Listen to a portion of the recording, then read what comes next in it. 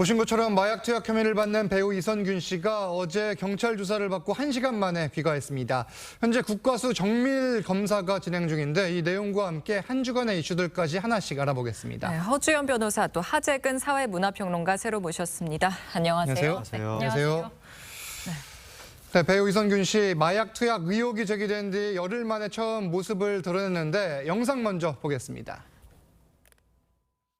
이런 불미스러운 일에 연루되어서 많은 분들께 큰 실망감을 준 점 진심으로 사과드립니다. 죄송합니다. 그리고 무엇보다도 지금까지 저를 믿고 지지해 주셨던 모든 분들에게 다시 한번 고개 숙여 사과드리겠습니다. 그리고 지금 이 순간 너무 힘든 고통을 감내하고 있는 가족들에게 미안한 마음입니다. 마약 투약 혐의 인정하십니까? 네, 조사에서 성실하게 진실되게 대답하겠습니다. 유흥업소 실장한테는 어떤 협박을 받으신 건가요? 그 또한 조사에서 성실히 임하도록 하겠습니다. 네, 지금 심경 한번 말씀해 주세요. 죄송한 마음뿐입니다. 죄송합니다. 네, 사과드린다, 죄송하다 그러면서 연신 고개를 숙였는데 지금 상황을 보면은 일단 혐의 자체에 대해서는 인정을 하지는 않았지만 미안하다 이런 마음은 계속 이야기를 한 것 같아요. 네, 그러니까 이선균 씨가 이번에 예. 아주 침통한 표정으로 예. 그러면서도 뭔가 좀 정제되고 정중한 느낌으로 그렇게 고개를 깊게 4번 숙이면서 사과를 했는데 예. 그 사과를 한 것이 불미스러운 일에 연루돼서 실망감을 드려서 죄송하다라고 사과를 했고 특히 가족한테 미안하다고 이야기를 할 때는 약간 예. 울먹거리는 그렇죠. 듯한 네, 그런 그러한 것 어조의 같아요. 변화도 있었는데 그러면서 말씀드린 것처럼 사과를 하긴 했지만 예. 그럼 뭐에 대해서 사과를 한다는 건지 뭐 혐의를 인정한다는 한다는 건지 거기에 대해서는 가타부타 말을 안 했거든요. 그렇네요. 네, 사과만 하면서 혐의 부분에 대해서는 조사에서 성실하게 진실하게 임하도록 하겠다. 그렇게만 이야기를 했고 네. 그런 한편 지금 이선균 씨의 부인 전혜진 씨 같은 경우에는 이 논란이 터진 이후에 실신 수준의 쇼크 상태라고 그렇게 전해지고 있습니다. 네, 일단 이선균 씨 간이 시약 검사 결과는 음성으로 나왔다고 하는데요. 사실 여기서 주목해야 될 게 간이가 아니라 정밀 검사 아니겠습니까? 좀 어떻게 전망하십니까? 간이 시약 검사는 저는 음성으로 나올 것이라고 예상을 했었습니다. 네. 왜냐하면요. 지금 내사가 진행된다는 얘기가 나간 지 열흘이 지나서야 그랬죠. 첫 소환 조사가 이루어졌고 네. 그때 간이 시약 검사를 했잖아요. 예. 간이 시약 같은 경우에는 길게는 열흘이 지나면 나오기가 어렵습니다. 그렇죠. 소변으로 검사하는 것. 네네. 그렇다면 결국에는 음성이 나올 가능성이 높았을 것이고 제가 이선균 씨 변호인이라고 하더라도 일단 시간을 벌기 위해서라도 간이 시약 검사 결과를 위해서라도 열흘 뒤로 아마 조사 일정을 잡았을 것 같습니다. 예, 예. 그래서 지금 경찰이 모발 검사, 그러니까 모발을 통한 정밀 검사를 의뢰한 상황이라고 하는데요. 이 검사는 한 달 정도 보통 지나야지 결과가 나올 것이라는 생각이 듭니다. 예. 이선균 씨는 경찰에 출석한 지 약 1시간여 만에 조사를 마치고 나왔는데 이 영상도 잠깐 보겠습니다. 예, 오늘은 휴대폰 이미 제출했고요. 다음 정식 조사 때 필요한 요청사항들 잘 응하고 왔습니다. 예, 추후에 조만간 조사 불러주신다고 하니까 그때 성실히 답변하겠습니다. 임하겠습니다. 죄송합니다. 혐의에 대해서는 추가로 좀 말씀해 주실 부분 없으신가요? 예, 다음에 조사 때 성실히 임하겠습니다. 죄송합니다. 혹시 유흥업소에서 협박 비슷하게 받으셨는데 억울하신 점은 없으세요? 혹시? 예, 그 또한 그것도 잘 성실히 임하고 예, 소명하겠습니다. 그럼 마지막으로 오늘 조사받고 가시는데 좀 신경 한 말씀 부탁드립니다. 일단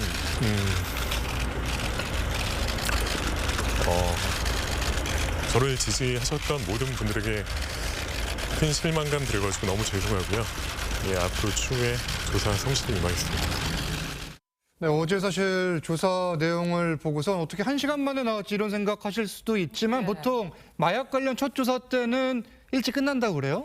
그게 이제 예. 뭐 그런 얘기가 있는데요. 꼭 그런 것은 아닙니다. 꼭 그런 것도 아닙니까? 그러니까 첫 조사 때 길게 할 수도 있는 거예요. 예. 그런데 이 첫 조사는 저는 또 짧을 것이라고 예상을 했었습니다. 왜 그렇습니까, 그거는? 왜냐하면요. 일단 지금 간이 시약 검사도 하지 않았고 모발 검사 결과는 한 달 뒤에 나오니까 네. 이선균 씨는 아마 자신의 뭐 적극적으로 진술을 하겠다라고 얘기를 하지만 첫 조사 때 경찰이 모발 검사 신체적인 자료를 통해서 어떤 약물을 언제 했는지 특정할 수가 없는 상황이지 않습니까? 네네. 그렇다고 하면 첫 조사 때 자기가 먼저 모든 걸 걸 다 인정할 필요는 피의자 입장에서 없는 것이죠. 혐의를 인정하는 경우에만 조사가 좀 길어지고 그렇지 않으면은 이럴 수밖에 없는 거군요. 그러니까 인정하는 경우에만 길어진다고 보기보다는 지금 이 상황에서 는 짧을 수밖에 없는 건데, 왜냐하면 경찰 입장에서는 지금 이성균 씨의 신체 자료로 어떤 약물인지 언제 투약했는지 시기를 특정할 수가 없고, 결국에는 공범의 진술이라든가 주고받은 메시지 이런 것들이 있는데, 지금 상대방이 정확하게 얘기하지 않는 상황에서 경찰이 갖고 있는 증거 자료를 먼저 다 오픈하기도 또 어려운 상황일 거거든요.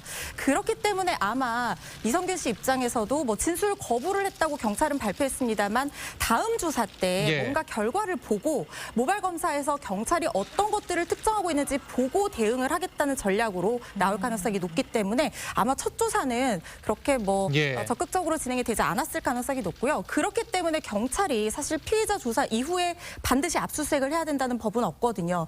마약 조사는 그야말로 시간 싸움입니다. 그렇다고 하면 먼저 선제적으로 신체에 대한 압수수색이라든가 차량, 휴대폰 이런 압수수색이 진행이 됐어야 하는 부분인데, 물론 압수수색 영장을 발부받을 만큼 자료가 특정이 되어 있지 않아서 어쩔 수 없는 상황이었을 가능성은 있지만 다소 좀 아쉬운 부분이 아닌가 하는 생각이 듭니다. 네, 지금 이성균 씨와 함께 수사 대상에 오른 가수 지드래곤 씨, 지금 역시 소환 일정 뭐 조정하고 있는 거죠? 예, 그 지드래곤 씨가 지난 25일에 입건이 됐거든요.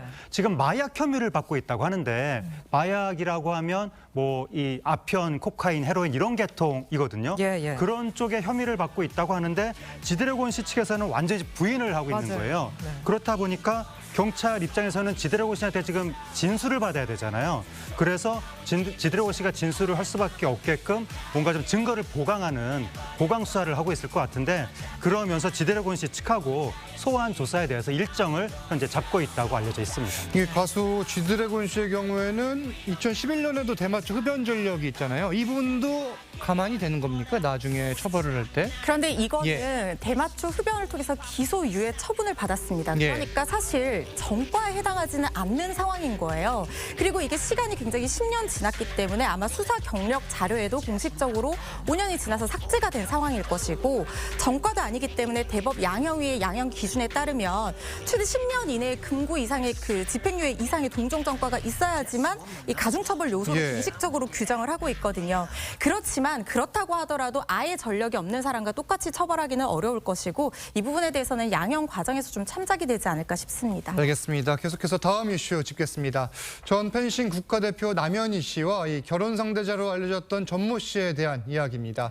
경찰이 수사에 속도를 낼 것으로 보이는데, 일단 전 씨에 대한 고소고발 건들이 있고, 이게 지금 송파 경찰서에서 수사를 하는 것 같아요. 네, 지금 여러 곳에서 피해자들이 고소를 진행을 하고 있고 고발장들도 접수되고 있는 상황으로 보이는데, 형사사건 같은 경우에는 법의 사건의 관할이 정해져 있습니다. 범죄지라든가 피의자 주소지, 뭐 거소 현재지 이런 기준들이 있는데요. 아마 지금 송파구에 이 전모 씨의 주소지가 되어 있을 가능성이 높아 보입니다. 그래서 서울 송파경찰서에서 이런 것들을 한 곳으로 병합해서 통합적으로 수사해서 최대한 이 효율성을 높이기 위한 그런 조치로 보입니다. 네, 지금 이런 가운데 남현희 씨의 공모 의혹을 수사해달라는 진정도 경찰에 접수가 됐습니다. 그럼 남 씨도 수사 대상에 오르게 될 수도 있을 것 같아요. 네, 지금 가능성은 있어 보입니다. 일단 그 남 씨가 만약에 적극적으로 여기에 공모를 해서 마치 두 사람이 한 몸인 것처럼 사기 행각을 벌였다고 하면 정범이 될 수 있는 것이고요. 그것이 아니라 미필적인 어떤 인식, 그러니까 사기 범죄에 대한 미필적인 인식만 가지고 방조를 했다, 방조의 의사를 가지고 이런 부분이 있다고 하면 방조범도 성립을 할 수가 있거든요. 다만 전혀 이것에 대해서 몰랐고 완전히 믿었다고 하면 남 씨도 피해자가 될 수 있겠지만, 이런 부분에 대해서 지금 고발장이 접수된 이상 남현희 씨에 대한 수사도 진행이 될 가능성이 높아 보입니다. 근데 사실 사기 범죄의 과정을 보면은 좀 허술한 부분들도 상당히 눈에 띄는데, 어떻게 이렇게 속을 수가 있을까, 이런 생각도 들거든요. 어떻게 봐야 됩니까? 그 속설에 사기범이 작정하고 누구를 속이려고 달려들면 그 사람 당하는 입장에서는 속을 수밖에 없다는 얘기도 있는데, 그럴 정도로 사기치는 사람들은 보통 남을 속이는 능력이 아주 비상한 경우가 많고, 그리고 전 씨 같은 경우에 요번에 혼자만 이렇게 말을 잘하고 그런 차원이 아니라 주변에 다른 사람들, 경호원을 대동한다거나 그리고 또 뭐 가짜 기자를 섭외해서 자기를 취재하는 것처럼 이렇게 상황을 꾸미고, 그러니까요. 또 가짜 파파라치도 또 뭐 섭외를 했다고 하는데, 그럼 이제 제3자 남들이 보기에는 저 사람 대단한 사람인가 보다 이렇게 되는 거고, 그다음에 또 자기의 호화로운 삶을 삶을 막 과시하거든요. 그렇죠. 전 씨도 이번에 상상을 초월하는 막 선물을 주고 1박에 1,200만 원짜리 하는 숙소에서 막 뭐 숙박을 하고 이런 모습을 보면서 제3자가 볼 때는 야 대단한 사람인가 보다 이렇게 되는 건데 그 대단한 사람이 나한테 고수익을 약속하면서 투자를 해라 이러면 예. 그걸 믿게 되는 거예요. 예. 더군다나 이게 고수익에 대한 기대가 딱 생기는 순간 다른 자잘한 의욕들은 심리적으로 다 덮어버리게 되거든요. 네. 마치 경주마가 여기 시야 가리는 이거 하는 것처럼 네네. 눈앞에 고수익이 보이니까 다른 의심들은 제3자가 볼 때는 의심할 법한 것도 당사자 입장에서 의심이 잘 안 되는 거고 그리고 나서 일단 투자를 한 다음에는 예. 심리적으로 같은 팀이 되는 거예요. 왜냐하면 그 사기꾼이 제기하는 판타지가 무너져 버리면 내가 한 투자가 망하는 거잖아요. 예. 내 투자가 망하지 않기 위해서라도 이 판타지를 지켜야 되는 거고 나는 믿을 수밖에 없는 주변 사람들이 의혹을 제기하면 오히려 내가 주변 사람들 비판하고 막아서는 그런 상황까지 몰리게 되는 겁니다. 그렇군요. 경찰에서 관련 수사를 앞으로 진행을 할 텐데 수사 진행 상황도 계속해서 지켜봐야겠습니다. 네. 두 분과는 여기서 인사 나누겠습니다. 감사합니다. 감사합니다. 감사합니다.